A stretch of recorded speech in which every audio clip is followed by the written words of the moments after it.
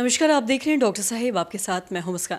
दर्शकों, आज के इस एपिसोड में हम बात करेंगे थायराइड के बारे में। हम ये जानेंगे कि जो भी लोग थायराइड से जूझ रहे हैं, क्या इसकी जो शुरुआत है वो बचपन में ही हो जाती है।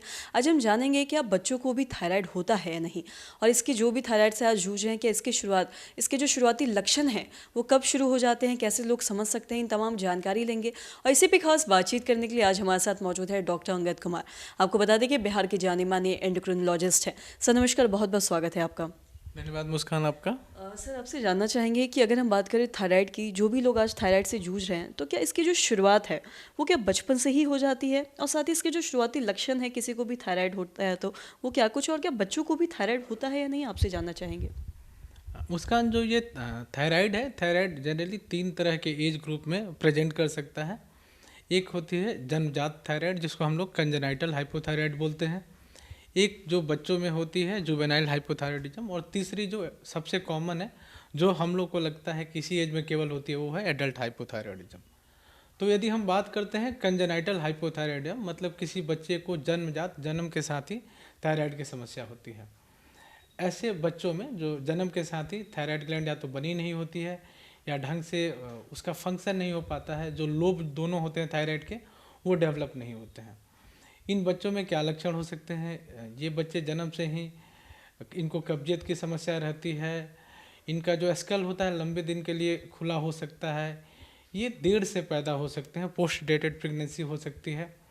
जन्म के साथ इनमें सीवियर हाइपोथायराइड हो सकती है। सबसे ज़रूरी बात जो है कि ऐसे बच्चों में जो ब्रेन का डेवलपमेंट होता है वो काफ़ी पुअर होता है, और बहुत हाई लाइक्लीहुड है, यदि हमने थायराइड का इलाज सही समय पर नहीं किया तो ये बच्चे पूरे जीवन के लिए मेंटल रिटार्डेशन से मनोविकार से ग्रसित हो सकते हैं। क्योंकि जो ब्रेन का मैक्सिमम डेवलपमेंट होता है वो शुरुआती 3 साल में होता है। तो बहुत ज़रूरी है कि हम लोग कंजेनाइटल हाइपोथायराइडिज्म को जितना जल्दी हो सके पकड़ सके। बहुत सारे विदेशी गाइडलाइंस हैं, और इंडिया में भी जो गाइडलाइंस है सजेस्ट करती हैं कि बच्चे को जन्म के तीसरे या चौथे दिन पे कोशिश करनी चाहिए कि जो कंजेनाइटल हाइपोथायराइडिज्म है उसका स्क्रीनिंग कर लेनी चाहिए। ये स्क्रीनिंग बहुत आसान है, अपने एंडोक्राइनोलॉजिस्ट या पीडियाट्रिशियन को बताएं, और वह बच्चे के हील से ब्लड टेस्ट निकाल के ये कंजेनाइटल हाइपोथायराइडिज्म के लिए स्क्रीन कर सकते हैं जी। और साथ ही जैसा कि आपने बच्चों की बात की है, तो इसके अगर हम थायराइड के लक्षण के बारे में जानें, सिम्टम्स के बारे में जानें, अगर किसी को एक उम्र के बाद भी होता है तो इसके जो शुरुआती लक्षण है वो क्या कुछ होते हैं, आपसे जानना चाहेंगे थायराइड के। जो दूसरी तरह की थायराइड है, जिसको जुवेनाइल हाइपोथायराइडिज्म बोलते हैं, जो जनरली बच्चों में होती है, 3 साल के बाद के बच्चों में होती है। इन बच्चों में जनरली बच्चा हमेशा थका थका महसूस करता है, लेथार्जिक रहता है, उसको बहुत ज़्यादा नींद आती है, बच्चे को कॉन्स्टिपेशन रहता है, उसका स्किन ड्राई रहता है।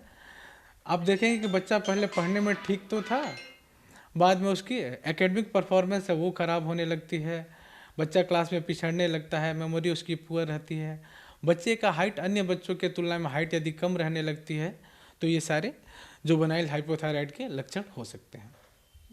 और साथ ही आपसे जानना चाहेंगे, अगर जो भी लोगों को, या खास करके हम बच्चों की बात कर रहे हैं, तो अगर बच्चों को थायराइड हो जाता है तो क्या ये ठीक हो सकता है, या फिर ये भी ज़िंदगी भर रहेगा, आपसे जानना चाहेंगे। हाँ, एक बार यदि थायराइड हो गई, खासकर जिसको ओवरट हाइपोथायराइडिज्म बोलते हैं, तो उसमें बहुत हद तक चांसेस है कि ये जो बीमारी है ये लाइफ लॉन्ग कंटिन्यू होगी। जैसे हमने कहा कि बच्चों कंजेनाइटल हाइपोथायराइडिज्म में थायराइड ग्लैंड ही डेवलप नहीं हो पाई, तो इन बच्चों को हमेशा थायराइड की ज़रूरत पड़ेगी। वैसे ही जुवेनाइल हाइपोथायराइड में जनरली सबसे कॉमन कारण है आज के टाइम में ऑटो इम्यूनिटी के वजह से ग्लैंड का डिस्ट्रक्शन हो जाना, और ऐसे मरीजों में भी लाइफ लॉन्ग थायराइड की दवाओं की ज़रूरत पड़ती है। थोड़ा सा एक सबसेट ऑफ पेशेंट है जिसमें TSH थोड़ा सा बढ़ा रहता है, लेकिन T3 T4 नॉर्मल रहता है, जिसको मेडिकल के भाषा में हम लोग सब क्लिनिकल हाइपोथायराइड बोलते हैं। यही कुछ मरीज होते हैं जिनमें थायराइड हार्मोन कभी कभी रिवर्ट हो जाता है। सर, बहुत बहुत शुक्रिया तमाम जानकारी देने के लिए। तो आशा करते हैं दर्शकों की जो तमाम जानकारी है आपके लिए लाभदायक रही हो। तो आज के इस वीडियो में इतना ही। अगर आपने अब तक हमारे चैनल को सब्सक्राइब नहीं किया तो तुरंत कर ले, साथ ही हमारे फेसबुक पेज को लाइक करें। वीडियो देखने के लिए आपका धन्यवाद।